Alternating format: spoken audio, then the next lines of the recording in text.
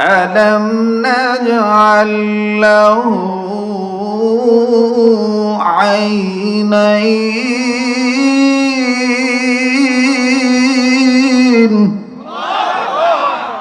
এতগুলো মানুষ কিন্তু কোরআন শুনে আল্লাহু আকবার আসতে বলতেছেন, কোনো ভয় আছে?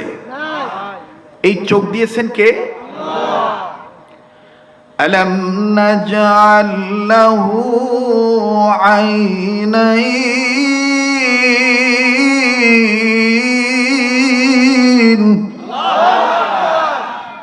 কোরআন শুনে আল্লাহু আকবার বলতে হবে অথবা নারায়ে তাকবীর আল্লাহু আকবার স্লোগান দিতে হবে, এই নির্দেশ কোরআনে আছে না নাই? আল্লাহু আকবার কি জামাত ইসলামের স্লোগান? সরমনের পীরের একার স্লোগান? আল্লাহু আকবার সকল মুসলিম উম্মার স্লোগান। কথা বলেন ঠিক কিনা?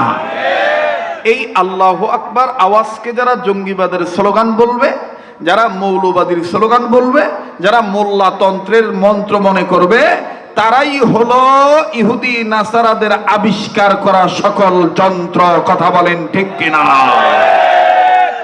মুহতারাম হাজরিন, আল্লাহু আকবার বলতে হবে, নির্দেশ কার? يا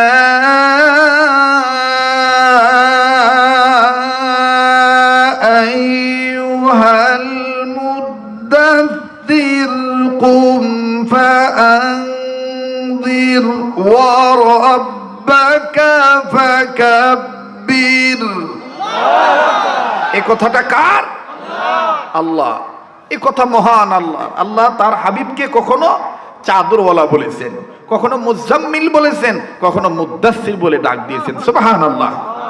আল্লাহ ডাক দিয়ে বলেছেন, আদর করে কদর বৃদ্ধি করে দিয়ে বলেছেন, আপনি দাঁড়ান, আপনার রবের নামের স্লোগান দেন, তাকবীর দেন।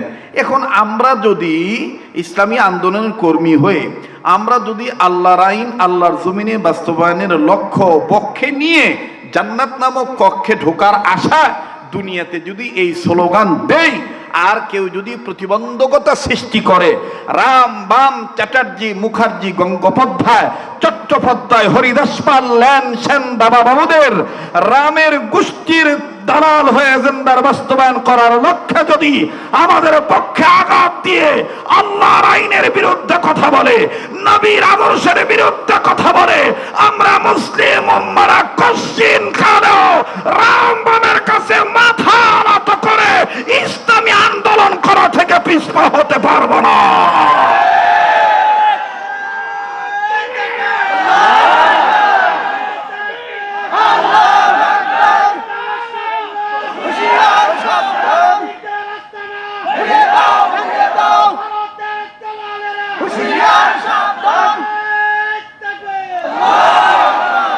মুহতারাম হাজরিন, আল্লাহু আকবার বলতে হবে, নির্দেশ কার? তাহলে কোরআন শুনে আল্লাহু আকবার বলবো, কেননা কোরআনের চাইতে শ্রেষ্ঠ কালাম পৃথিবীতে আর নাই। যারা মানে আছে, দেখেন কোন কিতাবকে আমার বন্ধুগণ, এই জন্য কোরআনুল কারীম, কোরআনুল মাজিদ, কালামুল্লাহ শরীফ আদব দিয়ে কথা বললে, কোরআনকে সম্মান দিলে আমার সম্মান বাড়ায় দিবে কে? বলেন না কে? হযরত আবু বকর রাদিয়াল্লাহু তাআলা আনহু আর হযরত ওমর রাদিয়াল্লাহু তাআলা আনহু শেষ রাত্রে কোরআন তেলাওয়াত করতেছেন ফজরের আগে আগে। রাসূল সাল্লাল্লাহু আলাইহি সাল্লাম চেক করার জন্য বের হলেন, তো দেখতেছেন হযরত ওমর খুব জোরে জোরে পড়ে। তো আল্লাহ রাসূল বলতেছেন, এত জোরে কোরআন শরীফ পড়তেছে, আচ্ছা পড়ুক, পরে জিজ্ঞাসা করব, তেলাওয়াত শেষ হলে জিজ্ঞাসা করব এত জোরে পড়ার কারণ কি। এরপরে গেলেন আবু বকরের দরবারে। হযরত আবু বকর এর কাছে যাওয়ার পরে রাসূল আকরাম সাল্লাল্লাহু আলাইহি সাল্লাম দেখতেছেন, শুনতেছেন যে হযরত আবু বকর একেবারে আস্তে আস্তে পড়তেছেন। আল্লাহ রাসূল বলতেছেন, ঘটনা কি? ওমর জোরে পড়তেছে, আবু বকর আস্তে পড়তেছে। মনে রাখবেন আমার ভাইরা, হাদিসে পাকে আছে আল্লাহ রাসূল সাল্লাল্লাহু আলাইহি সাল্লাম একবার ওমরকে এক হাত দিয়ে ধরছেন, আর এক হাত দিয়ে আবু বকরকে ধরছেন। কোন কোন বর্ণনায় আসছে আল্লাহ রাসূল একবার ওমরের কাঁধে হাত রাখছেন, আবার আবু বকর সিদ্দিকে আকবর আবু বকরের কাঁধে হাত রাখছেন।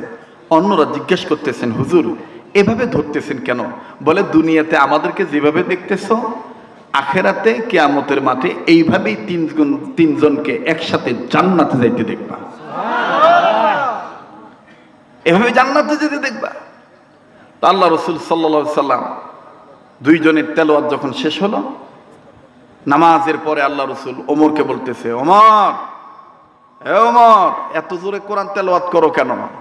হযরত ওমর বলতেছেন, হুজুর, জোরে জোরে তেলাওয়াত করার যতগুলি উদ্দেশ্য আছে এর মধ্যে প্রধান উদ্দেশ্য হলো আল্লাহর কালামের আওয়াজের চাইতে যেন আর কোনো আওয়াজ বড় না হয়, এইটা আমি মুসলিম উম্মাকে শুনে দিতেছি। সুবহানাল্লাহ বলেন। আমাদের দেশে তো আমাদের কিছু চরিত্র আছে, যদি কেউ বলে ভাইয়া তোমার মার্কা কি, দেখবেন ডাটের ঠেলায় গর্ব করে বলে নৌকা।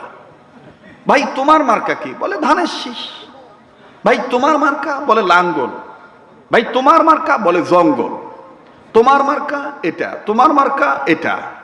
আর আমরা কিছু হুজুর আছি, কিছু মুসলমান আছি, এত ভীতু, আমাদেরকে জিজ্ঞাসা যদি করা হয় ভাই আপনার দল কি, তাহলে আমি ডাইন বাম তাকি করে যদিও ইসলামী আন্দোলন করি, কিন্তু ভয়ের ঠেলায় বলি ইসলামী আন্দোলন করি। কথা বলে না। যখন আল্লাহর ঘোষণা হবে, যখন আল্লাহর আইনের পক্ষে কথা হবে, শরীয়তের বিরুদ্ধে যারা কথা বলবে তাদের বিরুদ্ধে যখন কথা হবে, তখন আমার আওয়াজ কালামুল্লাহর আওয়াজের সাথে মিলিয়ে আল্লাহর আওয়াজের সাথে মিল করতে হবে। জেল হলে জেল হবে, জরিমানা হলে জরিমানা হবে, নির্যাতন হলে নির্যাতন হবে, কিন্তু আল্লাহর জমিনে আল্লাহর কথা, আল্লাহর দেখে কখনো মানুষের দাসত্ব আনুগত্য করব না, আল্লাহর আইন মানব, এটাই জোরে বলতে হবে। ওমরের জবানের সাথে তাল মিলিয়ে কথা বলেন, ঠিক কিনা? কষ্ট হচ্ছে আপনাদের? 40 মিনিট সময় দেওয়া যাবে তো? এর মধ্যে 15 মিনিট চলে গেছে, আর 25 মিনিট। কষ্ট হবে? থাকবেন না চলে যাবেন? হ্যাঁ, কতক্ষণ? কথা কয় না, কতক্ষণ? 2 ঘন্টা। আল্লাহ যতক্ষণ কবুল করে ইনশাআল্লাহ। আপনারা রাগ করবেন না প্লিজ, এবং মনে কষ্ট নিবেন না। কেউ যদি উঠে চলে যায় তাকে নির্দ্বিধায় যেতে দিবেন, কারণ হেদায়েতের মালিক কোনো বক্তা না, হেদায়েতের মালিক আল্লাহ। হেদায়েতের মালিক কে? আল্লাহ। সুবহানাল্লাহ বলেন, সুবহানাল্লাহ। হেদায়েতের মালিক কে? আমাদের দেশে আরবি রবিউল আউয়াল মাস যখন আসে, তখন আমাদের অনেকের মধ্যে নবীর প্রেম এত উদ্ভাসিত হয়, এত নতুন ভাবে জন্ম নেয়, কিন্তু ওই রসুলের পক্ষে যখন ভোট চাওয়া হয়, তখন বগুড়ার ভাষায় বা নওগাঁর ভাষায় আঞ্চলিকতা টান দিয়ে বলে, কেবারে মৌলবীর গদি লোভ ধরছে। কথা কয় না, কথা কয় না। অনেকদিন পর আসছি, বুড়ো হয়ে গেছি, তাই না? হ্যাঁ, আমার ভাইরা, আমার বন্ধুগণ, দেখবেন যে এক একজন এক এক রকমের ভালোবাসা জাহির করে। যার সুর ভালো সে সুর দিয়ে বলে, ত্রিভুবনের প্রিয় মুহাম্মদ এলোর দুনিয়ায়, আয়ের সাগর আকাশ বাতাস। আমি খালি বুঝানোর জন্য বলতেছি, গজল বলা মাকসাদ না। এইটা গেল এক। খুব খেয়াল করবেন, 2 নম্বরে যারা উর্দু জানে, যেমন নীলফামারী অথবা নওগাঁ জেলা একটা এলাকা আছে, বিহারি এলাকা, বগুড়াতেও আছে, প্রত্যেক জেলাতেই আছে। এই বিহারিদের মধ্যে যারা আবার আশিক রাসূল দাবি করে, ওরা আবার পাকিস্তানের উর্দু শিল্পীদের ভাষায় বলে, তেরে নসলে পাক মে হ্যায় বাচ্চা বাচ্চা নূর কা, তু হই আইনে নূর, তেরা সব গরানা নূর কা। না, আপনারা কথাই বলতে চাইতেছেন না। ওরা আবার উর্দুতে বলে, বগুড়ার ভাষায় বলে উর্দু মারিচ্ছে বারে, কথা কয় না। तेरे नस्ले पाक में है बच्चा बच्चा नूर का, तू है आईने नूर, तेरा सब घराना नूर का।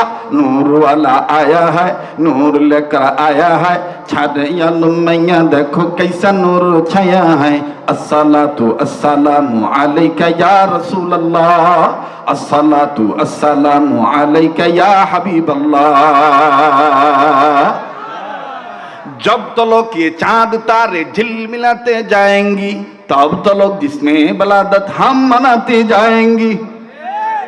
ना असंतुष्ट হইতেছে, হ্যাঁ, আগাবো, বলবো।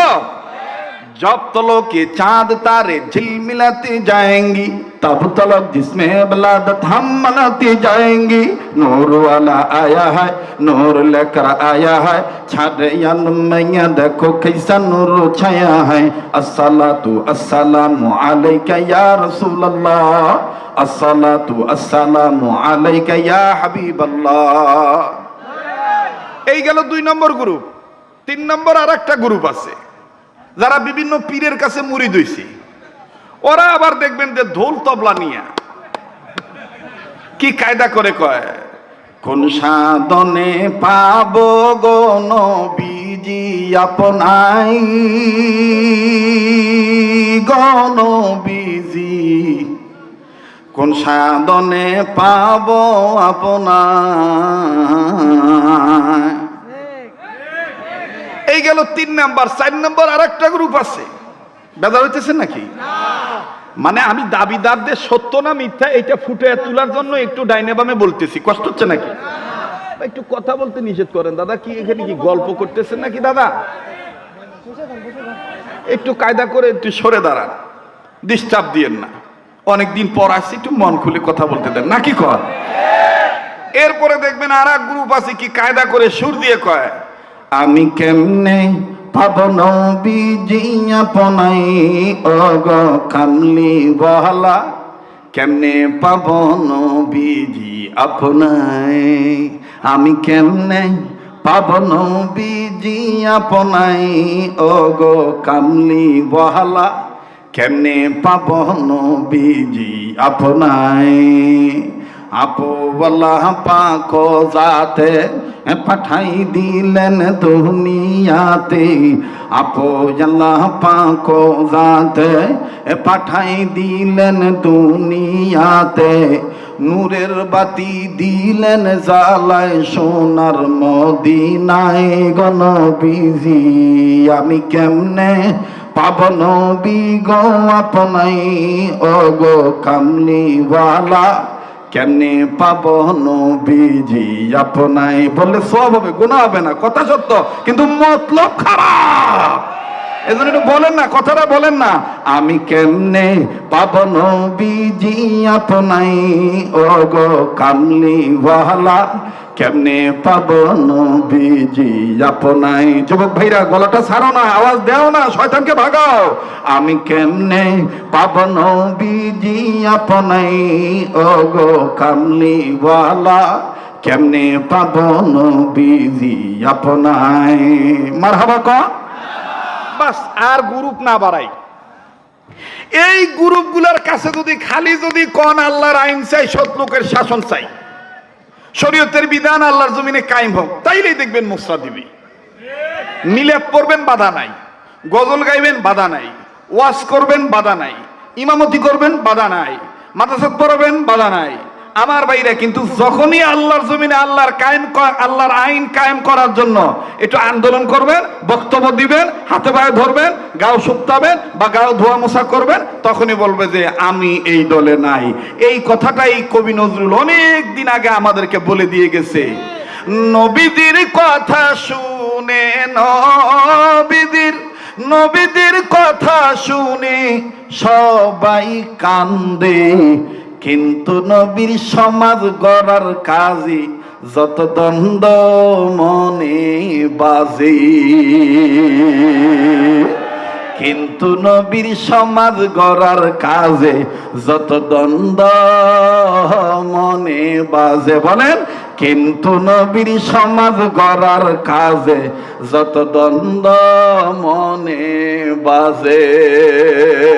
ঠিক কিনা আমার ভাইরা? এই জন্য বলতে চাই, চোখ দিয়েছেন কে? বলেন কে? জোড়া না বেজোর? হাত কে দিয়েছেন? কয়টা? একটা না দুইটা? জোড়া করে দিয়েছেন কে? পা দিয়েছেন কে? জোড়া করে দিয়েছেন কে? ঠিক আল্লাহ পাকও বলেছেন, আমি কিন্তু একা না। আমার কাছে যদি আসতে চাও, জান্নাতের দরজা যদি তোমার জন্য খুলে নিতে চাও, তাহলে আমার আর একটা জোড়া আছে, ওই জোড়া হইল আমার প্যারে হাবিব নবী মুহাম্মদুর রাসূলুল্লাহ। আল্লাহু আকবার বলেন, আল্লাহু আকবার বলেন। এই নবীকে যারা মানবে, এই নবীর ইত্তেবা যারা করবে, তাদেরকে ভালোবাসবে কে? জোরে বলেন, তাদেরকে ভালোবাসবে কে? মুসলমান ভাইরা আমার, বন্ধুগণ, আল্লাহ রাব্বুল আমিন ডাক দিয়ে বললেন, নবীজি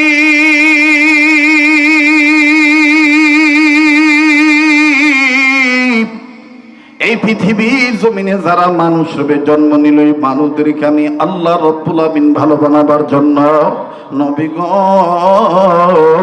আমি আল্লাহ পাক জোড়া বস্তু নাজিল করে দিলাম দুনিয়ার জমিনে। নাম্বার 1, আমি আল্লাহ আমার পক্ষ থেকে কালামুল্লাহ কোরআনুল কারীম নাজিল করে দিলাম। দ্বিতীয় নম্বরে, এই কোরআনের আগে আপনাকে 1 নম্বর আমার হাবিব বলে আমি দুনিয়ার জমিনে নাজিল করে দিলাম। আরে ভাইরা, সিরাত সম্মেলনে এসেছেন, বাজান কি শুনবেন? গভীর মনোযোগী হয়ে শোনা চাই ভাই গো। সাহাবায়ে কেরাম আম্মাজান আয়েশাকে প্রশ্ন করলেন, আম্মাজান আয়েশা রাদিয়াল্লাহু তাআলা আনহা, আপনি বলেন তো দেখি নবী মুহাম্মদের চরিত্র কেমন ছিল?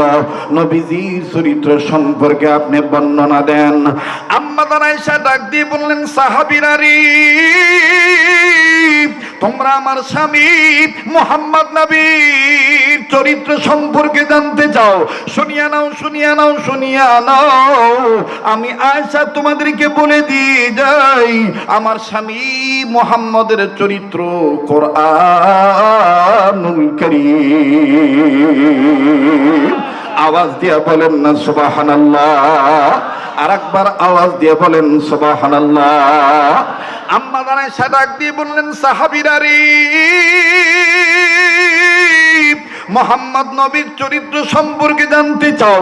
আমি আয়েশা তোমাদের বলে দিয়ে যাই, আমার স্বামী মুহাম্মদের চরিত্র কানা খুলুকুহুল কোরআন। আমার স্বামী মুহাম্মদের চরিত্র হলো কোরআনুল কারীম। তোমরা কি কোরআনুল কারীম চোখে দেখো না? এই কোরআনটাই তো হলো আমার স্বামী মুহাম্মদের চরিত্র। আরে বাবাজি, কোন কোরআনুল কারীম হলো নবীদের জন্য সিরাত গ্রন্থ, কোন কোরআনুল কারীম হলো নবীদের আদর্শ, কোন কোরআনুল কারীম হলো নবীদের চরিত্র। এই কোরআনুল কারীম সম্পর্কে আমার আল্লাহ ডাক দিয়ে বললেন, নবীজি পৃথিবীর জমিনে যারা মানুষ রূপে জন্ম নিল, এই মানুষ যদি আমার কোরআনের দিকে আগে আসে, আমি আল্লাহর আইনের দিকে যদি ধাবিত হয়, আমার ডাকে যদি তারা সাড়া দেয়, আমি আল্লাহ রাব্বুল আমিন তাদের দুইটা জিনিস পুরস্কার দেব। ওয়াল্লাহু ইয়াদউ ইলাল জান্নাতি ওয়াল মাগফিরাতি বিইজনিহি ওয়া ইউবাইয়িনু আয়াতিহি লিন-নাস।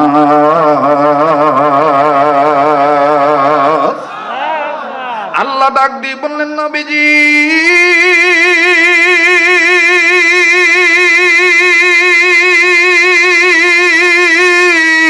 পৃথিবীতে যারা মানুষ রূপে জন্ম নিল, এই মানুষগুলি যদি আমি আল্লাহর আহ্বানে সাড়া দেয়, আমি আল্লাহ রাব্বুল আলামিন তাদের দুইটা জিনিস পুরস্কার দেব। নাম্বার 1, আমি আল্লাহ তাদের জীবনের গুনাহগুলি মাফ করে দেব। দ্বিতীয় নম্বরে, আমি আল্লাহ তাদের জান্নাত লেখে ধন্য করে দেব। কাজী আসেন না সিরাত সম্মেলন থেকে স্লোগানটা ঠিক করে নেই, আল্লাহ তোমার জান্নাতে যাব। বলেন, আল্লাহ তোমার। না না, এতগুলো মানুষ আওয়াজ দিচ্ছেন না, দোয়া করে দেব। আমার কিন্তু ভেজাল নাই, মানে কোনো কালেকশন আর আমার দ্বারা নাই। আমি শুধু এখন আপনাদের কিনে দোয়া করতে পারলেই বাসি। আপনারা কি থাকবেন না যাবেন? সোনার ভাইরা, কলিজার টুকরা যুবক ভাইরা, বাবারা, মুরব্বী বাবারা, বলেন থাকবেন না যাবেন? তাই সামনের ভাইরা চুপ থাকেন, পিছনের ভাইরা একটু আওয়াজ দিয়ে বলেন তো আল্লাহু আকবার। না না, সামনের ভাইরা দিয়েন না, পিছনের ভাইরা। এই আম গাছের জন্য দেখা যায় না কার মাথা কোনটা, খালি গাছ আর পাতাই দেখা যায়, মাথাই বোঝা যায় না। এজন্য সামনের ভাইরা চুপ থাকেন, পিছনের ভাইরা একটু জোরে বলেন তো আল্লাহু আকবার। আছে, আলহামদুলিল্লাহ। এবার পিছনের ভাইরা চুপ থাকেন, সামনের ভাইরা নারায়ে তাকবীর। এবার সামনের বাইরা পিছনে বাইরা তকবির দিবেন, তবে তকবির দেওয়ার একটা মোশান আছে। মোশান হলো এরকম করে হাত মুষ্টি বাঁধতে হবে, উঁচু করতে হবে, নিজে একটু খাটতে হবে, আবার কারো পিঠে দাঁড়ায় যেন না লাগে। একটু দুই হাত তোলেন তো বাধা, হাত তোলেন তোলেন তোলেন, মাশাআল্লাহ। আল্লাহ তুমি দেখো কে কে তুলে নেই। এই পাগলের সাথে হাত তুলে ঠকবেন না। এই পাগলকে আল্লাহ বছরে কয়েকবার মক্কা মদিনায় নেয়। আমি কাবা ধরে আপনাদের জন্য দোয়া করি, দোয়া করব ইনশাআল্লাহ। এবার একটু হাতটা খোলেন, লাগান, আবার হাত মুট করেন, আবার খোলেন, আবার ধরেন, আবার খোলেন। এবার একটু নাড়াচাড়া দেন তো বাবা। এবার ঘুম ভাঙানোর জন্য, শয়তান খেদানোর জন্য একটু ডাইন বাম নাড়াচাড়া দেন, ধরে নাড়েন।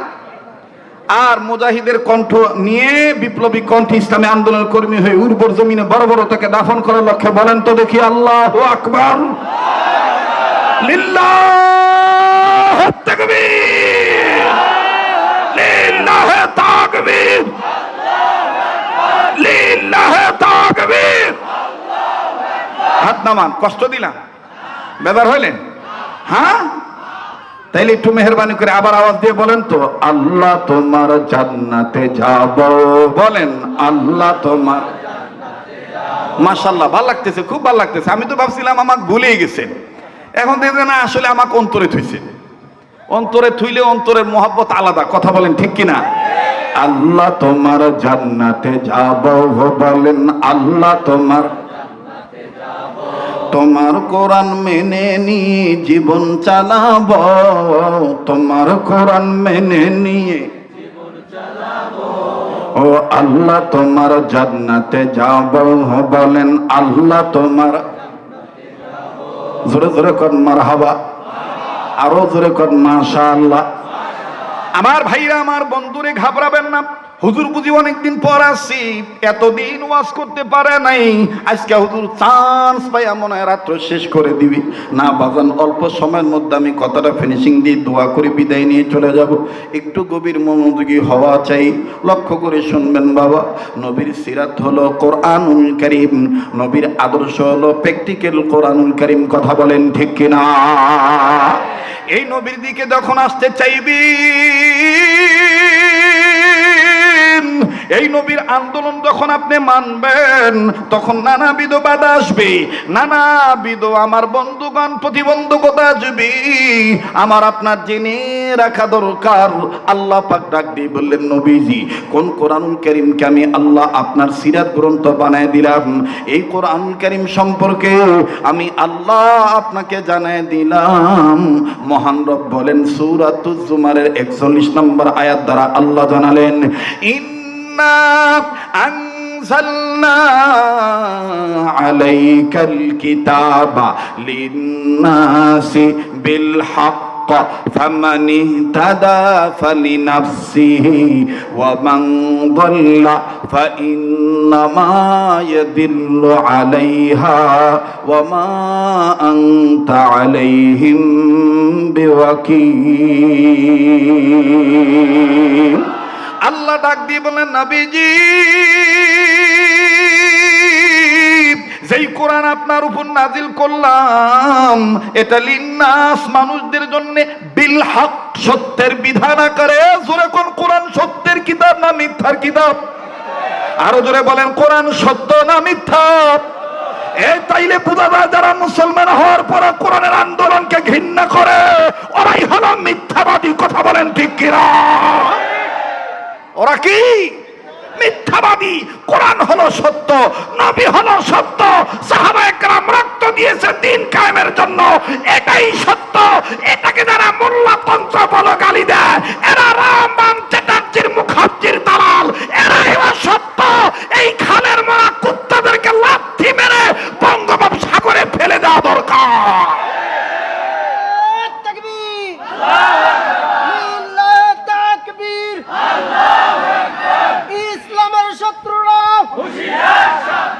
হুশিয়ার সাবধান, লিল্লাহ তাকবীর। মুহতারাম হাজিরিন, আপনাদের উর্বরতা দেখে খুব ভাল লাগতেছে। আসলে বগুড়ার মাটি ইসলামী আন্দোলনের ঘাঁটি, ঠিক কিনা বলে? বগুড়ার মাটি আল্লাহ ওলাদের ঘাঁটি, বগুড়ার মাটি ওলামায়ে কেরামদের ঘাঁটি, ঠিক কিনা? আমার বন্ধুগণ, এই মাটিতে যদি ইসলামী আন্দোলনের কথা না বলতে পারি, আমাদের এই সিরাত সম্মেলন থেকে স্লোগান একটাই হওয়া চাই, কে কোন দল করেন এটা আপনার ব্যক্তিগত ব্যাপার। আগামীতে যখন ভোট দেওয়ার সময় আসবে, সুযোগ যখন পাবই, তখন আমাদের স্লোগান একটাই হওয়া দরকার, এবারে ভোট দেব ভাই সেই মানুষের যে মানুষ পক্ষে থাকে আল কোরআনের। এবারে ভোট দেব ভাই সেই মানুষের যে মানুষ পক্ষে থাকে আল্লাহ হাদিসের। এবারে ভোট দেব ভাই সেই মানুষের যে মানুষ পক্ষে থাকে আল কোরআন। নারায়ে তাকবীর, নারায়ে তাকবীর। এবারে ভোট দেব ভাই সেই মানুষের যে মানুষ পক্ষে থাকে আল কোরআনের। এবারে খাপে খাপে মিলে যাচ্ছে যে, ঠিক আছে না? চলবে? আমি ভাই ছোট মানুষ, ওই যে বড় ভাই বলে গেছে যে আমাদের ওয়াজ করা দেখেই এর ভিতরে একটা আশা জাগছিল বক্তা হন। আসলে সত্যি বক্তা যে জীবনে হতে পারবো বা কথা যে বলতে পারবো, এটা কোনোদিন মানে চিন্তাও করিনি। বুঝতে পারছেন? এই বড়রা মহাব্বত করছে, ভালোবাসছে। বড়দেরকে মহাব্বত করবেন, সেটা আলিয়ার আলেম হোক আর কওমির আলেম হোক। বড়দের দোয়া কখনো বিফলে যায় না, ঠিক কিনা বলেন? মানুষের দোয়া, এ দোয়া আলাদা একটা সম্পদ। আল্লাহ তাআলা আমাদের সবাইকে কবুল করেন, আবার বলেন আমিন। তো ইসলামের পক্ষে আসতে গেলে, বাস্তব সিরাত গ্রন্থ কোরআন মানতে গেলে বাধা আসতেই পারে। এজন্য কি ইসলামী আন্দোলন করা বাদ দেব? জনগণ বাদ দেব? তাহলে যুবকদেরকে লক্ষ্য করে একটা ঘটনা শোনাই। এটা অনেকে শুনছেন অথবা নাও শুনতে পারেন। আমার ভাইরা, মক্কায় বিল পাস হয়ে গেল, এই মোহাম্মদ কেমন মানুষ, মোহাম্মদের কাছে আসলে মোহাম্মদের কালেমার দাওয়াত দিতে হয় না, দেখলেই কালেমা পরে মুসলমান হয়ে যায়। অতএব সিআইডি লাগাতো, মোহাম্মদকে দেখায় দেয় কে কে, ওদেরকে আগে ধরো। ভাই ভাই কথা না বলি, ওদেরকে আগে একটু দেখায়, ওদের আগে বিচার কর। আমাদের বাংলাদেশেও কিন্তু এরকম একটা সময় ছিল, সাইদি সাহেবের নাম নেয় কে কে দেখতো, কোন বক্তা সাইদির নাম নেয়। এই বক্তা কোনো রাজনীতি করে না, খালি আল্লামা দেলোয়ার হোসেন সাইদি রহমতুল্লাহর জন্য দোয়া করছে, তাই ওর বিরুদ্ধে মামলা হয়ে গেছে। দেখতো মামুনুল হকের নাম কে কেনে, ফয়জুল করিমের নাম কে কেনে, ইসলামী আন্দোলনের কথা কে বলে, আল্লাহর জমিনে আল্লাহর আইন চাই এই কথাটা কে বলে। দেখতো এই বক্তা এরাই জঙ্গি, এরাই জঙ্গি। কাকা, জঙ্গি জঙ্গি ভাব আর এটা বাংলাদেশে খাবে না।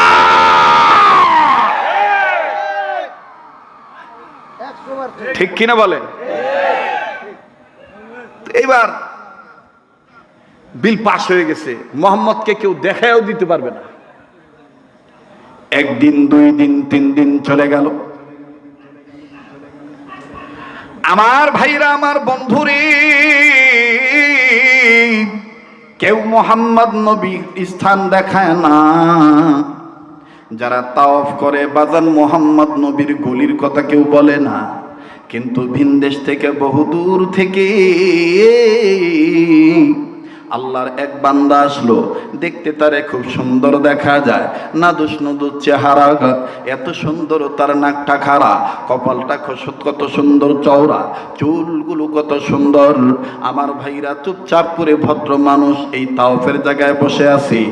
সকাল থেকে বিকাল হয়ে গেল, বিকালের পরে যখন সন্ধ্যা হবে বাপ, সূর্য যখন ডুবু ডুবু ভাব, হযরত আলী রাদিয়াল্লাহু তাআলা আনহু ওই দিন আমার বন্ধুগণ, আমার ভাইরা, তাওফের জায়গা অর্থাৎ মাতাফ এরিয়া যখন চেক করতেছিলেন, হযরত আলী দেখেছেন সকালবেলায় এই যুবকটাকে বসতে থাকতে দেখছি।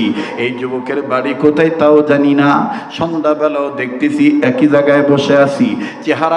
চেহারা দেখার পরে মনে হচ্ছে খানা খায় নাই, ক্ষুধার্ত মনে হয় কোনো ব্যক্তির তালাশে আছে। হযরত আলী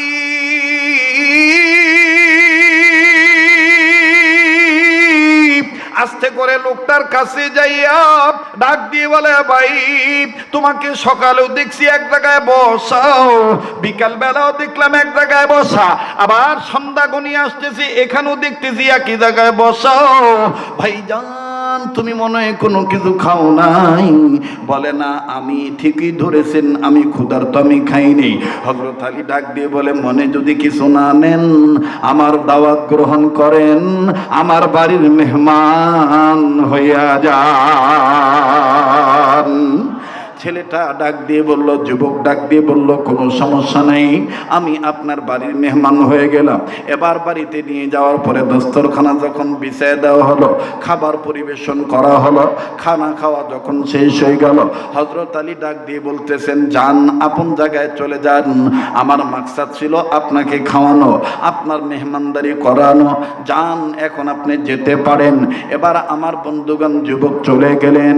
ওই রাত্র যখন আমার বাইরা শেষ হয়ে গেল, হযরত আলী রাদিয়াল্লাহু তাআলা আনহু পরের দিন আবার সন্ধ্যাবেলায় ওই একই জায়গায় যখন হযরত আলী নজর দিলেন, নজর করে দেখতেছেন ওই বালক, ওই যুবক ওই জায়গায় বসে আছেন। হযরত আলী বলে, ব্যাপার কি? গতকালকেও যেখানে বসা ছিল আজকেও দেখতেছি ওখানে বসা আছে, যাই তো দেখি ব্যাপার কি, ঘটনা কি। কাছে যায় আবার ডাক দিয়ে বলে, ভাইয়া ভাইয়া, গতকালকে খানা খেয়েছিলেন, এরপরে কি আর কোনো খানা খাদ্য আপনার পেটে গিয়েছে? আপনি কি কোনো আহার করতে পেরেছিলেন, নাকি না খেয়ে আছেন, ক্ষুধার্ত অবস্থায় আছে? বলে, হ্যাঁ হ্যাঁ, আমি ক্ষুধার্ত অবস্থায় আছি, আপনি খাওয়াইছেন, এরপরে আর কোনো খানা খাদ্য পাইনি। বলে, তাইলে আপনি আজকে আমার বাড়ির মেহমান হয়ে যান, আজকে আমার বাড়ির দাওয়াত গ্রহণ করেন। এবার বাজান রে, এই যুবক ডাক দিয়ে বলতেছেন, ও বাড়িওয়ালা, ও দাওয়াত দেনওয়ালা, আমি আপনার পরিচয়টা জানতে চাই, আপনার নাম কি আপনি বলেন না? হযরত আলী ডাক দিয়ে বললেন, আমার নাম আলী। যুবক ডাক দিয়ে বলে, কোন আলী? তুমি কি সেই আলী? তুমি কি ফাতেমার স্বামী? তুমি কি রাসূলুল্লাহর মেয়ের জামাই? হযরত আলী বলে, মুখ দিয়ে কয় নাই, আতঙ্ক, মানে এখন কথা বলা দেখলেও ঝামেলা। মুসলমান ভাইরা আমার, বন্ধু খুব খেয়াল করবেন। হযরত আলী বলে, হ্যাঁ আমি সেই হযরত আলী। কষ্ট হচ্ছে নাকি আপনার? দোয়া করে দেবো? হ্যাঁ চলবে, এটা জাগনা হওয়া লাগবে ভাই। আজকের মাহফিল আপনারা বলবেন চলবে চলবে, আজকের মাহফিল না বা আওয়াজ নাই, আজকের মাহফিল কতক্ষণ চলবে? হ্যাঁ, আল্লাহ যতক্ষণ চালায় ইনশাআল্লাহ। তবে এত বেশি করব না যাতে আমাদের পরবর্তী আল্লাহর হুকুম ফরজ ইবাদতে ঝামেলা হয়ে যায়, আবার এত কমও করব না যাতে আপনাদের অটো ভাড়া লস হয়ে যায়। দুইটা সামঞ্জস্য রেখে আপনাদেরকে বিদায় দেব ইনশাআল্লাহ। মুহতারাম হাজিরিন, মুসলমান ভাইরা আমার, বন্ধু, হযরত আলী যখন বললেন আমি সেই আলী, এবার লোকটি কান্দে, যুবক কান্দে, ডাক দিয়ে বলে, আমার কপাল কত ভালো, আমি আলীর বাড়ির মেহমান, নবীর মেয়ের স্বামীর দস্তরখানায় বসবো। এবার হযরত আলী বলতেছে, আমার পরিচয় জানলেন, আপনার পরিচয় পরে আমি জানবো, আগে আমি আপনাকে খাওয়ায় নেই। এবার বাদান্ডি ওই দিনের মতন যখন ওই দিনের ন্যায় দ্বিতীয় দিনও খানা খাওয়ানো হলো, খানার শেষে হযরত আলী ডাক দিয়ে বললেন, এখন আপনি চলে যেতে পারেন, তবে চলে যাওয়ার আগে আপনি আমার পরিচয় জানছেন, আপনার পরিচয় একটু একটু বললে আমি খুশি হইতাম। লোকটি ডাক দিয়ে কয়, আলী রে, আমার নাম আবু যর গিফারি। বলে, তোমার নাম আবু যর গিফারি, কেন এই জায়গায় আসছো? বলে, আলী রে, আমার নাম আবু যর গিফারি, তোমাকে আমি একটা কথা জিজ্ঞাসা করব, বলবো অতি তাড়াতাড়ি। এবার হযরত আলী বলে, কিসের এত পারাপারি? তোমার নাম আবু যর গিফারি, কি তুমি জিজ্ঞাসা করবা? যাহা বলবো তাড়াতাড়ি। কেন তুমি করতেছ এত পারাপারি? কান লাগান, দেখেন কি ওয়াজ করে আব্দুল খালেক শরীয়তপুরি। আসলে পুরাঞ্চল বাতে পারে, ঠিক না? পুরাঞ্চল বাতে পারে না? বাতে পারে। মুসলমান ভাইরা আমার, হযরত আলীর হাতটা ধরে দেন, হুজুর একটু হাতটা দেন। আপনার হাত ধরলেও সব হবে বা, আমরা গরিব মানুষ তো, ওনার হাতটা ধরলো আল্লাহ যেন বড় লোক বানায়, ঠিক আছে না? লোক চিনে হাত ধরছি। তো এইবার হযরত আলীর হাতের সাথে হাত আবু যর গিফারি লাগায় বলে, আমার নাম আবু যর গিফারি। বলে, আপনি এই জায়গায় কেন 2 দিন ধরে এক জায়গায় বসে আছেন? ডাক দিয়ে কয়, আলী রে, আমি বহু দূর থেকে এসেছি নবী মুহাম্মদের তালাশি। আমি কেমনে পাব নবীজি আপনাই, ও গো কামলিওয়ালা, কেমনে পাব নবীজি আপনাই? বলেন না, আমি কেমনে পাব নবীজি আপনাই, ও গো কামলিওয়ালা, কেমনে পাব নবীজি আপনাই? এই কথা যাহা বলছে তাহা হযরত আলী মুখটা সাবধান হচ্ছে, চুপ। এইটা যদি খালি মক্কার নেতারা জানে, তাহলে তোমাকেও মারবে, আমাকেও মারবে। তুমি কি জানো না মোহাম্মদ নবী কোথায় আছে? ওনাকে ওনার স্থানটা জিজ্ঞাসা করাটাও অপরাধ। আবু যর গিফারি বলতেছে, হ্যাঁ, আমি এসে উপলব্ধি করতে পারলাম, আমি বুঝতে পারলাম, অনুধাবন করতে পারলাম, সব শুনশান অবস্থা, কেউ কোনো কথা কয় না। কয়েকজনকে জিজ্ঞাসা করলাম, সবাই খালি কয় চুপ চুপ চুপ। ওই দেখেন নাই গত গভর্নমেন্টের আমলে আমরা বক্তারা ওয়াজ করার আগেই থানার থেকে প্রশাসন যায় আমাদের সাথে ভাতও খাইতো, আলু খাইতো, গরুর গোস্ত খাইতো, সবই খাইতো। খায় ডাক দেখা, হুজুর দেখে শুনে ওয়াজ করবে। বোঝেন তো আমরা পড়ার চাকরি করি, কথা বলেন না? মানে এমন একটা অবস্থা। তো হযরত আলী বলতেছেন যে, আবু যর গিফারি বলতেছে, কয়েকজনকে জিজ্ঞেস করেছি, সবাই বলছে চুপ, তোমার দান্দা তুমি থাকো, মোহাম্মদ কোথায় থাকে আমরা জানি না। হযরত আলী বলে, ওরা জানে কিন্তু বলবে না। কেন?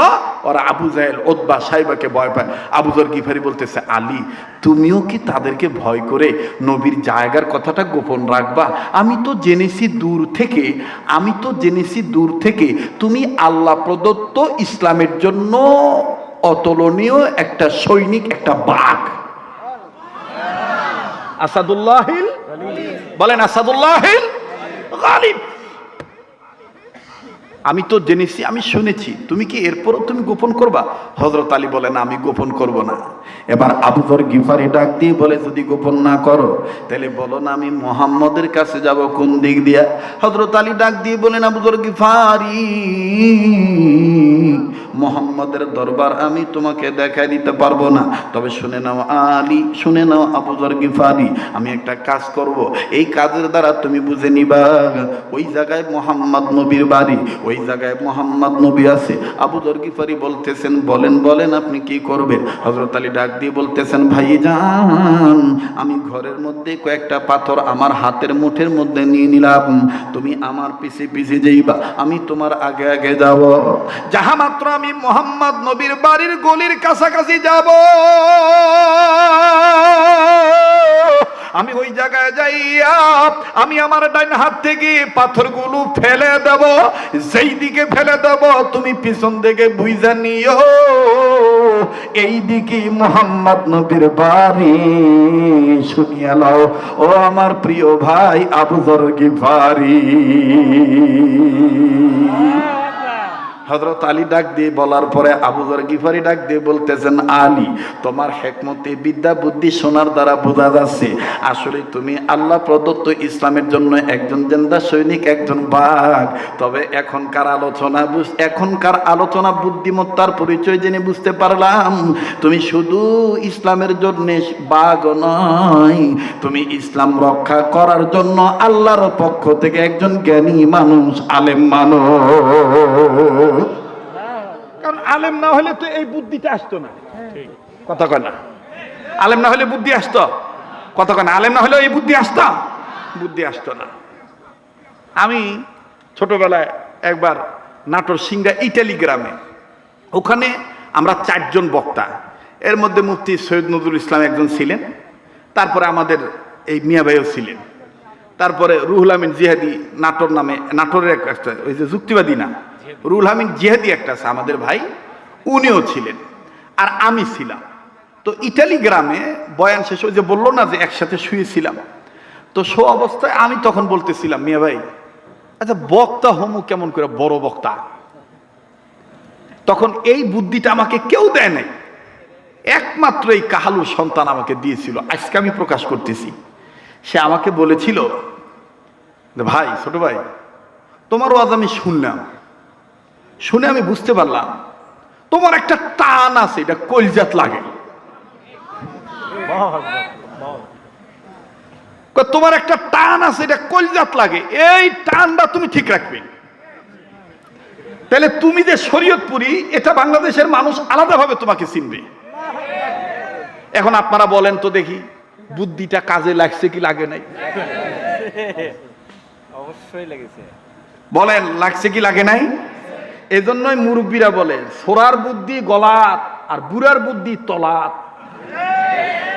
ছোড়ার বুদ্ধি কুড়িবা গলাত আর বুড়ার বুদ্ধি তলাত। মুরব্বীদের একটা অভিজ্ঞতা আলাদা, ঠিক না? মাশাআল্লাহ, আমাদের মুফতি মাওলানা বজলুল হোসেন সাহেব, উনি তো একাধিকবার মরহুম মাওলানা দেলোয়ার হোসেন সাইদি রহমতুল্লাহ আলাইহির এক প্যান্ডেলে বয়ান করছেন। আর আমার জীবদ্দশা আমি দুইবার করছি, একবার হলো বিরামপুর ডিগ্রি কলেজ মাঠ দিনাজপুর, আর একবার হলো দিনাজপুরের আরেকটা থানা হাকিমপুর হিলি বর্ডারের কাছাকাছি। এই দুইটা জায়গায় আমি বয়ান করেছিলাম। সেদিন আমি যে ঘরের হই, আমার পোশাক যেটাই হোক, আমার টুপি যেটাই হোক, সেদিন ওই কোরআনের পাখিটি আমাকে বলেছিল পিঠে থাবড়া দিয়ে যে আগামী প্রজন্মের তোমরা এই তরুণ আলেমরা বাংলার মুসলমানদের জন্য বাঘের ভূমিকা হয়ে কাজ করবা। সেই দোয়াটা কি বিফলে গেছে? বলেন দোয়াটা বিফলে গেছে? আপনাদের পায়ে হাত দিয়ে বলবো দলাদলি করবেন না। কার টুপি কেমন, কার জুব্বা কেমন, এগুলো দেখবেন না। কাঁধে কাঁধ মিলিয়ে অনৈক্য দূর করে ঐক্যের প্ল্যাটফর্মে আসেন। খোদার কসম, রামবাম চ্যাটার্জি মুখার্জির দুঃসাহস হবে না, কোন সাহস হবে না আমাদের উলামায়ে কেরামদের দিকে আঙ্গুল উঁচু করে কথা বলা। এখনো যারা কাটা সুরাসুরি করবে, এখনো যারা ডিভাইডেড করবে, বুঝে নেবেন এরাই মির্জাফর। বিগত বছরগুলোতে যারা এক হইতে দেয় নাই, এরাই এখন সুকৌশলে আমাদের ঐক্যবদ্ধ প্ল্যাটফর্ম পছন্দ করে না। কষ্ট হচ্ছে নাকি আপনাদের? হযরত আবু যর গিফারি রাদিয়াল্লাহু তাআলা আনহু বলতেছেন, হযরত আপনার এই বুদ্ধিমত্তার পরিচয় আমাকে বলে দিয়েছে, আপনি শুধু আসাদুল্লাহিল গালিব না, আপনি একজন আলেম, আপনি একজন জ্ঞানী মানুষ। মুসলমান ভাইরা আমার বন্ধু, ইতিমধ্যেই আবু জাহেল আবার মাইক বের করে দিয়েছে, ভাইয়া চলে যাস না রে ভাই, দুই একজন ওঠাউঠি করতেছ দেখতেছি সবাই, না আপনারা আবার মন খারাপ করেন না। আমি জোর করে বলবো, পায়ে হাত দিয়ে বলবো বসে থাকো, এই পাগলের সাথে দোয়া কইরা যাইও। এই পাগলের সাথে দোয়া করলে তুমি ঠকবা না, এই চেহারাটার দিকে তাকাইলে তুমি ঠকবা না। মুসলমান ভাইরা আমার বন্ধু, আল্লাহর কসম করে বলি, এবারও যখন হজের মৌসুমে আরাফাত ময়দানের সাথী হয়ে গিয়েছিলাম, হাজিদের সাথী হয়েছি, এরপরে আবার যখন হজের পরে আবার যখন লম্বা প্রায় 1.5 মাসের সফর ছিল আরব আমিরাতে, ওই সময় বাজান আবার ওমরার সুযোগ হয়েছে। আল্লাহর কসম করে বলি বাজান, কাবা ধরার সুযোগ আল্লাহ করে দিয়েছে। এক কর্নারে যাইয়া কাবা ধরে আপনাদের জন্য চোখের পানি ছেড়ে কেঁদেছি, আর আল্লাহকে বলেছি, আল্লাহ দেশ বিদেশে গ্রামগঞ্জে শহর বন্দরে ছোট বড় মাহফিলে মসজিদ মাদ্রাসাতে যেখানে যে ময়দানে তোমার এই গোলামের নাম শুনে তোমার বান্দা বান্দিরা হাজির হবে, ও আল্লাহ তোমার এই গোলামের চেহারার দিকে যারা তাকাবি, তারা যখন মাহফিল শেষে আমার সাথে দোয়ায় হাত তুলবে, আল্লাহ তোমার ভান্ডারে কোনো কিছুর অভাব নাই। মাবুদ গো, আমি কাবা ধরা লোকটা তোমার দরবারে বলতেছি, আমার ওই ভাই বাবা ধনী গরিব যারাই আসবে ছোট বড়, প্রত্যেকের মনের আশা নেক আশা তুমি পূরণ করে দিও। কাছেই বাদান আমার দিল বলে আজকের দোয়া আল্লাহ ফিরে দিবি না, আজকের দোয়া আল্লাহ কবুল করবেন। মালিকের ভান্ডারে কোনো কিছুর অভাব নাই। আবু যর গিফারি ডাক দিয়ে বললেন, আলী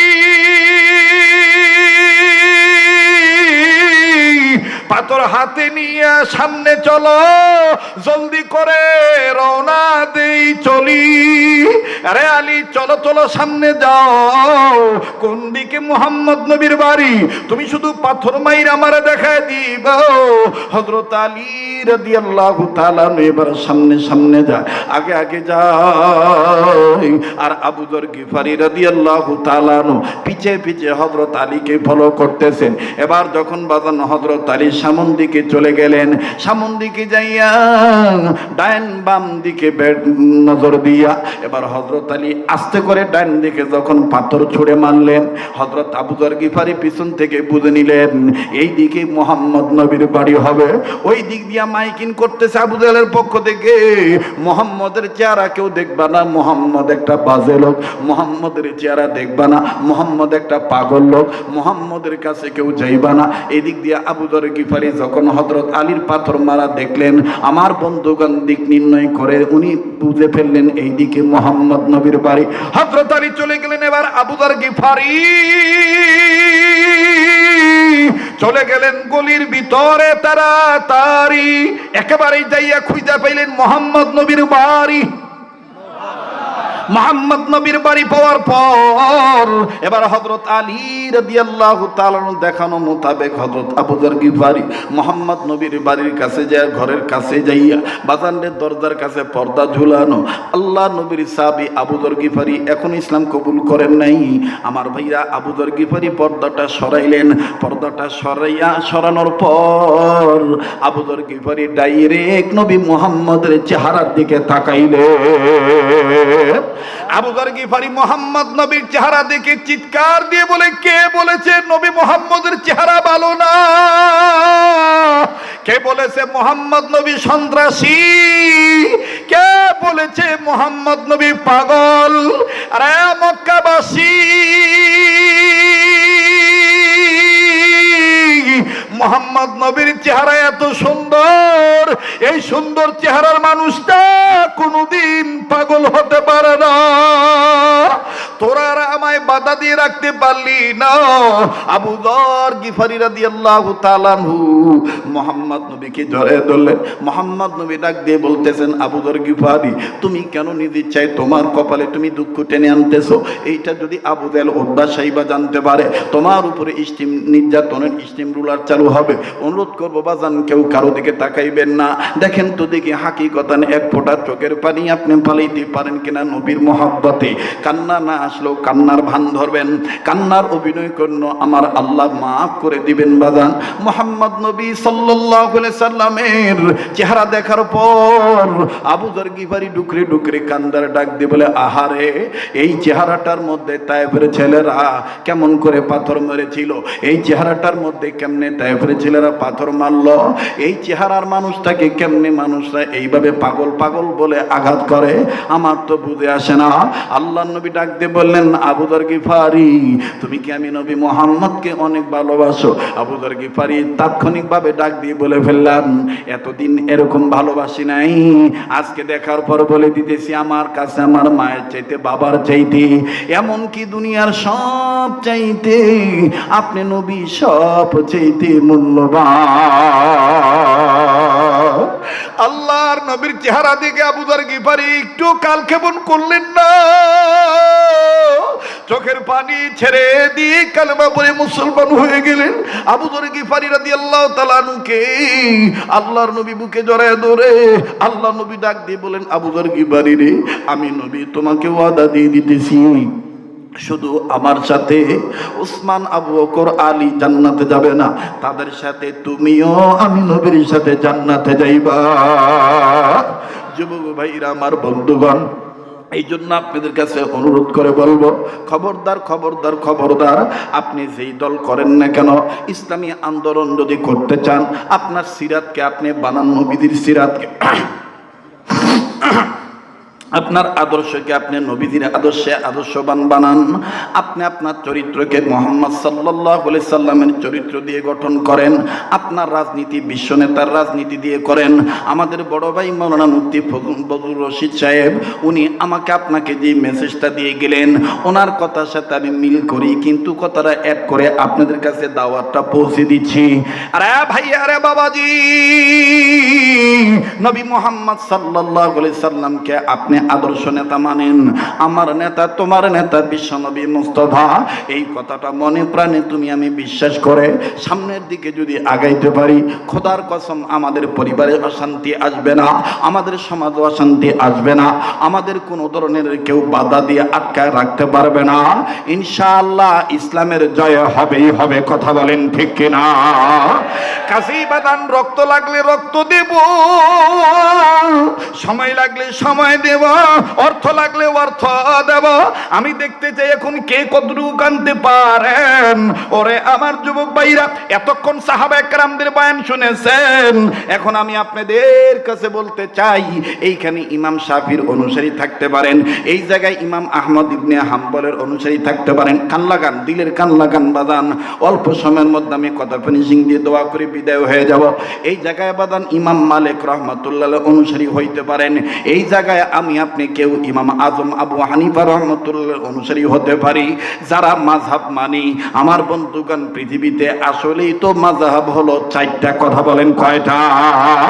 এই চার মাযহাবের চার ইমাম সাহাবায়ে কেরামদের পর পর বাবাজি তাবিঈনগণ, এরপরে আইম্মায়ে মুজতাহিদগণ, তারা নবী মুহাম্মদ সাল্লাল্লাহু আলাইহি সাল্লামের আদর্শকে নকল করেছিলেন। আজকে আমার পোশাকের মধ্যে নবীর আদর্শ নাই, আজকে আমার খানার মধ্যে নবীর সুন্নত নাই, আজকে আমার চেহারার মধ্যে নবীজির নূর নাই, আজকে আমার কথাবার্তার মধ্যে নবীজির সিরাত নাই। আরে বাবাজি, লম্বা করব না, অতি সংক্ষেপ একটা ঘটনা শুনেই। হযরতে ইমাম শাফি রহমাতুল্লাহ আলাইহি, প্লিজ অনুরোধ করব সামনে দিয়ে কেউ হাঁটবেন না।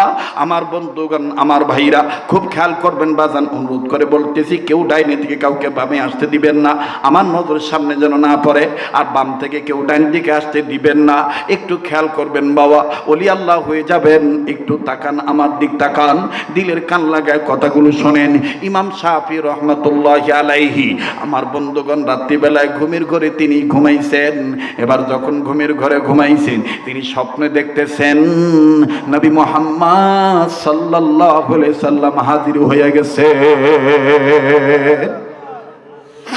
ইমাম শাফি রহমাতুল্লাহি আলাইহি নবী মুহাম্মদকে ডাক দিয়ে বলতেছেন, আসসালাতু ওয়াসসালামু আলাইকা ইয়া রাসূলুল্লাহ, আসসালাতু ওয়াসসালামু আলাইকা ইয়া হাবিবাল্লাহ। এখন প্রশ্ন করতে পারেন, মাওলানা, আমি আপনি কি নবীকে স্বপ্ন দেখতে পারি? হ্যাঁ পারবো। শুনে নেন, কি আমল করলে পারবেন? শুধু নবীদের আন্দোলন করলেই হবে না, ওটা তো আপনি শারীরিক, আপনি মেহনত করবেন, কিন্তু জবানি একটা মহব্বত করবেন। সেই জবানি মহব্বত হলো চলতে ফিরতে উঠতে বসতে সব সময় নবীজির দুরূদ শরীফ পাঠ করবেন। বড় দুরূদ যদি না পড়তে পারেন, কমাস কম সাল্লাল্লাহু আলাইহি ওয়াসাল্লাম বলবেন। বলেন না সাল্লাল্লাহু আলাইহি ওয়াসাল্লাম, সাল্লাল্লাহু আলাইহি ওয়াসাল্লাম, সাল্লাল্লাহু আলাইহি ওয়াসাল্লাম। মুহতারাম হাজরিন, ইমাম শাফি রাহমাতুল্লাহ আলাইহির জীবনীতে পাওয়া যায়, আল্লাহর ওলি প্রতিদিন ঘুমানোর সময় কমপক্ষে 1000 বার দুরূদ শরীফ পাঠ করে ঘুমাইতেন। সেই ইমাম শাফি রাহমাতুল্লাহি আলাইহি দুরূদের আমলের বরকতে, সুন্নতের পুরাপুরি ইত্তেবা করার কারণে নবী মুহাম্মদকে যখন স্বপ্ন দেখলেন, এবার আল্লাহর নবী সালামের জবাব দেওয়ার পরে বলে, ইমাম শাফি রে, আমি এমনি তোমার ঘরে আসি নাই, আমি তোমার কাছে আসছি বর্তমান জামানায় জালিম যে জুলুম করতেছে, মাজলুম আমার একজন ওয়ারিস, আমাদের প্রতি নবীদের ওয়ারিস, আমাদের প্রত্যেকটা নবীদের ওয়ারিস, ওয়ারাসাতুল আম্বিয়া ইমাম আহমদ ইবনে হাম্বলকে কারাগারের মধ্যে যেইভাবে আটকায় রাখছি, আমি তোমাকে বলে দিচ্ছি ইমাম শাফি, আমার পক্ষ থেকে ইমাম আহমদ ইবনে হাম্বলের কাছে খবরটা পৌঁছে দিও। ইমাম আহমদ ইবনে হাম্বল যেন মন না ভাঙ্গে, তাকে জানায় দিও তিনি হকের উপর অটল আছে। আল্লাহু আকবার বলেন। ইমাম শাফি রহমাতুল্লাহি আলাইহি আর ওই রাত্রে ঘুমাইতে পারলেন না। আল্লাহু আকবার। উনি দ্রুত গতিতে উঠিয়াও বাজানো আবার নতুন করে ওযু বানাইয়াও উনি তাহাজ্জুদের আমল শেষ করার পর ফজর নামাজ পড়ার পরে ওনার নিকটবর্তী একজন খাদেমকে বললেন, আমার পক্ষ থেকে ইমাম আহমদ ইবনে হাম্বলের কাছে যাইয়া জেলখানায় যাইয়া খবরটা পৌঁছায় দিয়ে আসো। খুব খেয়াল করবেন, ইমাম আহমদ ইবনে হাম্বলের কাছে যে খবরটা পৌঁছে দেওয়ার জন্য একজন খাদেম গেছে। বাবা বাজান মনে রাখবেন, শেষ ভালো যায় সব ভালো তার। বলছেন নবী সরওয়ার, এখন আপনি যে হয়তোবা ঘুমাইবেন, কিন্তু মনে রাখবেন কার দোয়া কখন কবুল হবে এটা আল্লাহ পাক ভালো জানে, আমার আল্লাহ ছাড়া আর কেউ জানে না। এরে বাবাজি, কাহালুর বাইরা, বগুড়ার বাবারা, আপনারা প্রত্যন্ত অঞ্চলের মানুষ, ও বীরকেদার ইউনিয়নের বাপ ভাইরা, আপনারা তো জানেন ফসল কাটার পরে যদি আমি ঘরে না নিতে পারি, এর চাইতে বড় বেদনা আর কিছুই হতে পারে না। কথা বলেন ঠিক না বেঠিক? সন্ধ্যার পর থেকে গভীর রজনী পর্যন্ত বসে থাকলেন আর আমি মুসাফিরের সাথে দোয়া করে গেলেন না, দোয়াটা কবুল করাইতে পারলেন না। এর চাইতে পোড়া কপাইল্লা হতবাগা আমি আর আপনি ছাড়া কেউ হতে পারি না। একটু নিজেরে বুঝান, মন কেন করো ছুটাছুটি? আমি তো আল্লাহকে পাওয়ার জন্য আসি, আমি তো নবীর আদর্শ বোঝার জন্য আসি। আর বাবাজি, ইমাম শাফি রহমাতুল্লাহি আলাইহির পক্ষ থেকে একজন খাদেম যাইয়া ইমাম আহমদ ইবনে হাম্বলের কাছে যাইয়া সালাম দিয়ে ডাক দিয়ে বললেন, হযরত জি, আমাদের আপনার কাছে আমাদের পক্ষ থেকে, আমাদের মাধ্যমে ইমাম শাফির পক্ষ থেকে আপনার কাছে একটা খবর বলার জন্য আসছি। বলে কি খবর? বলে খবরটা হলো, গত রাত্রে ইমাম শাফি নবী মুহাম্মদকে স্বপ্ন দেখছেন। নবীজি বলেছেন আপনি ইমাম আহমদ ইবনে হাম্বল ইসলামী আন্দোলনের সক্রিয় কর্মী, আপনি হকের পক্ষে আছেন। যুগে যুগে ইতিহাসে লেখা দেখা যায়, আল্লাহর পথে যারা কথা বলে যায়। যুগে যুগে ইতিহাসে লেখা দেখা যায়, আল্লাহর পথে যারা জীবন দিয়ে যায়। বিনা পরীক্ষাতে পাস নাই হয়, বলেন বিনা পরীক্ষাতে পাস নাই হয়। ভয় নাই রে, কোনো ভয় নাই, আল্লাহ যদি থাকে সহায়। ঠিক কিনা? ভয় নাই রে, কোনো ভয় নাই, আল্লাহ যদি থাকে সহায়। দুর্গম গিরিপথ পাড়ি দিয়ে যায়, দুর্গম গিরিপথ পাড়ি দিয়ে যায়। ভয় নাই রে, কোনো ভয় নাই, আল্লাহ যদি থাকে সহায়। লিল্লাহ তাকবীর। যুগে যুগে ইতিহাসের লেখা দেখা যায়, আল্লাহর পথে যারা গান গেয়ে যায়। যুগে যুগে ইতিহাসের লেখা দেখা যায়, আল্লাহর পথে যারা গান গেয়ে যায়। বিনা পরীক্ষাতে পাস নাই হয়, বলেন বিনা পরীক্ষাতে পাস নাই হয়। ভয় নাই রে, কোনো ভয় নাই, আল্লাহ যদি থাকে সহায়। ইমাম আহমদ ইবনে হাম্বল ডাক দিয়ে বলেন, এত বড় খুশির খবর ये मेरे लिए बहुत बड़ा खुशखबरी है। আল্লাহু আকবার। ডাক দিয়ে বলে, এত বড় খুশির খবর তুমি নিয়ে আসছো, শুনে নাও শুনে নাও। নবীজিকে আমি মোহাব্বত করি শুধু আন্দোলন করার মাধ্যমে না, আমার চলন, আমার ফিরুন, আমার উঠুন, আমার বসন, আমার লেনা দানা সব কিছুর মধ্যে নবীর সুন্নত আছে। শুনে নাও শুনে নাও শুনে নাও। নবীজির সুন্নত হলো, কেউ যদি খুশি সংবাদ নিয়ে আসে তাইলে নবী তাকে খুশি হইয়া হাদিয়া দিতেন। শোনো রে আল্লাহর বান্দা, আমি ইমাম আহমদ ইবনে হাম্বল এই খুশির খবরটা শোনার পরে এখন তোমাকে কি হাদিয়া দেব? লোকটা ডাক দিয়ে কয়, হুজুর আপনি তো এমনি মাজলুম, আপনি তো কারাবন্দী অবস্থায় আছেন, আপনি কি হাদিয়া দিবেন? কষ্ট হচ্ছে নাকি আপনাদের? বলে আপনি কি হাদিয়া দিবেন? এবার ইমাম আহমদ ইবনে হাম্বল নিজের গায়ের দিকে তাকায় বলে, আল্লাহর বান্দা, করব আমি নবীর সুন্নত জিন্দা, মনে যদি কিছু না নাও আমার গায়ের এই জুব্বাটা তোমাকে হাদিয়া দিয়ে দিব। এবার খাদেম কয়, হুজুর, ইমাম শাফির খাদেম ইমাম আহমদ ইবনে হাম্বল কয়, হুজুর আপনার জুব্বা তো দেখতেছি মাঝে মাঝে ছিঁড়া ফাড়া। বলে এটা তো বুকের সাইটে, এই দেখো পিঠের সাইটে। এবার ইমাম আহমদ ইবনে হাম্বলের পিঠটা দেখিয়া ইমাম শাফির খাদেম কান্দার ডাক দিয়ে কয়, হুজুর এটা তো মনে হয় চাবুকের আঘাত। বলে হ্যাঁ হ্যাঁ, জালিম আমাকে ইসলামী আন্দোলন করার কারণে, শরীয়তের বিধানকে মানার কারণে, এইভাবে সত্যের বিধান মানার কারণে জালিম বাদশার পক্ষ থেকে আমাকে এভাবে চাবুক মারা হয়েছে। এই চাবুকের বাড়িতে গায়ের চামড়া তো ফেটে গেছে, জুব্বার কাপড়ও ছিঁড়ে গেছে। এই সিরা জুব্বাটা আমি তোমায় দিব, তবে শুনে নাও, শুনে নাও, এতদিন বাদশার মার চাবুকের আঘাত অনেকটা সহ্য করতো আমার জুব্বার কাপড়, কিন্তু এই জুব্বাটা দেওয়ার পর এখন সরাসরি আমার পিঠের মধ্যে লাগবে, আমার চামড়া ফেটে যাবে। যাই যাই যাক, আমার চামড়া ফেটে যাক, কিন্তু আমি আমার নবীজির সুন্নতকে বাদ দেব না। এই কথা বলে ইমাম আহমদ ইবনে হাম্বল নিজের গায়ের জুব্বাটা খুলে দিয়ে দিলেন। আরে ভাইয়া, ইমাম শাফি রাহমাতুল্লাহর কাছে যে খাদেম গেছে, খাদেম যে কেবলমাত্র দাঁড়াইছে, ইমাম শাফি ডাক দিয়ে বলতেছে, খুশির খবর বলছো, ভালো কথা, কি হাদিয়া দিছে? সুবহানাল্লাহ কোন? বলে তোমাকে কি কোনো কিছু হাদিয়া দেয় নাই? ওনার গায়ের জুব্বাটা কি তোমাকে দেয় নাই? এবার ইমাম শাফিকে খাদেম ডাক দিয়ে বলে, হুজুর আপনি কেমনে জানলেন আমাকে জুব্বা দিয়েছে? বলে এক আল্লাহর ওলির সাথে আর এক আল্লাহর ওলির কানেকশন আল্লাহর মাধ্যমে আছে। আল্লাহু আকবার বলে। ডাক দিয়ে বলে, হ্যাঁ হ্যাঁ, জুব্বা আমাকে দিয়েছে। বলে কই জুব্বাটা আমাকে দাও, কিছু সময়ের জন্য আমি ইমাম শাফিকে জুব্বাটা দাও, আমি এরপরে তোমাকে দিয়ে দেব। দেখেন ভাইরা আমার, ইমামদের মধ্যে, আইম্মায়ে মুস্তাহিদগণদের মধ্যে নবীদের সুন্নতের ইত্তেবা কেমন ছিল, নবীদের আদর্শকে তারা কেমনে নকল করছে।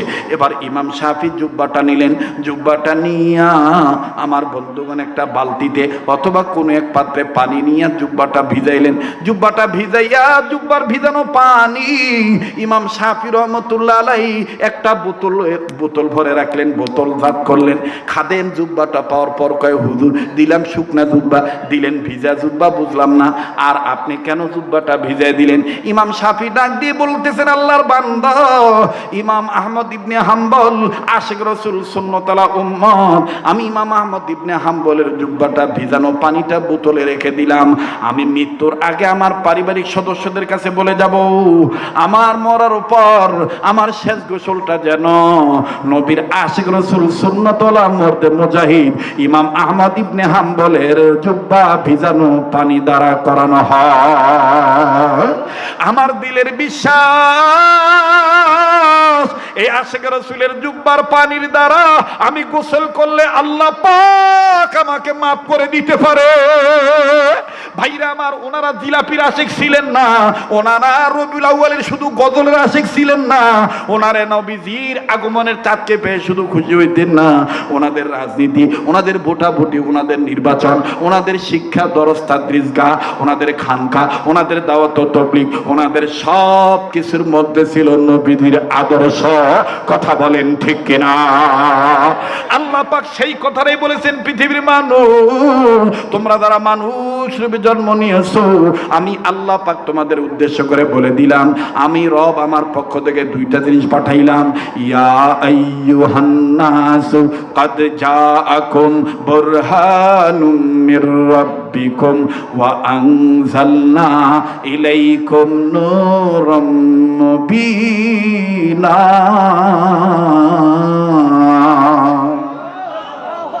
বাস, কেউ উঠাউটি করবেন না। মাশাআল্লাহ।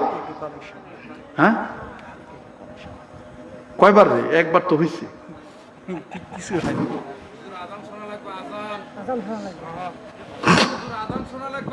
মহতারাম হাজিরিন, আমার সাথে দোয়া করে যাবেন। কারা কারা একটু হাত তুলে দেখান, দুদিকে পাগলটার সাথে মোনাজাত করবেন, আল্লাহ কবুল করবেন। জোরে বলেন আমিন। হাত নামান।